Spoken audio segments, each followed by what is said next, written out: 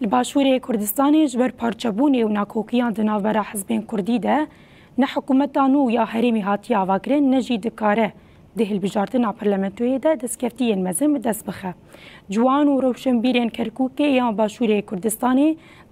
درباره و مجاره ده آخوین و گوتن حیا کرد ناوا خود نبن یک و نکاربن نل سر استا ناو نتوایی نل سر استا بغدای جیت دستکتیام دست بخه اگر کرد یا گرتو لوانه کرد اتوانه مچاکت چابکه تقول اگر دست بکنه ناو دست اکتریوا لهم لبغا مچاکه باشه به هم لیره کردش به معاش نبه یعنی بازار هم مچاکه به بازار یا امشتانه زور گرینگا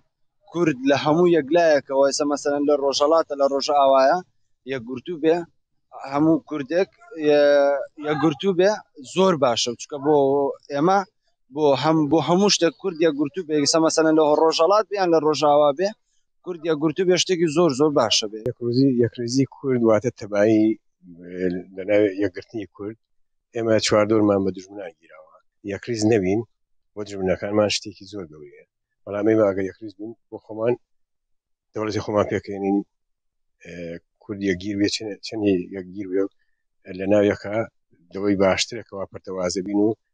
پارچه کران تایست کاریگری زوریه بیه لسر مسئله کرد بو خمان و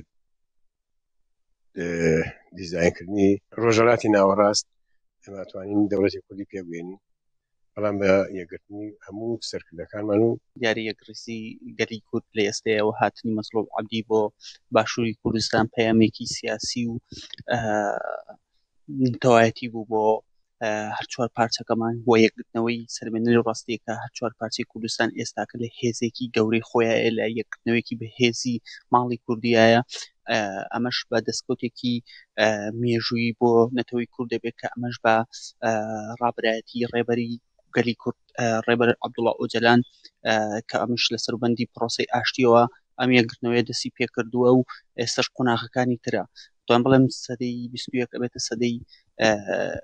بەدەستهێنانی هەموو مافەکانی گەلی کورد لە ڕێگەی پرۆسەی ئاشتیەوە و یەکڕێزی گەلی کورد و یەکڕێزی نێوماڵی کوردی پەیامێکە بێ بۆ هەموو وڵاتانی نێودەوڵەتی کەوا کورد ئێستاکە لە قۆناغی تێپەڕاندنی ئەوەیە کەوا جاران جێبەرایەتی هەبوو تەفرەقە هەبوو چەپارچە بوونەوەی بەڵام ئێستاکە کورد ئەبینین هەموو پارچەکان یەکیان گرتووە لەسەر یەک خەون یەک ئامانج یەک پەیام کە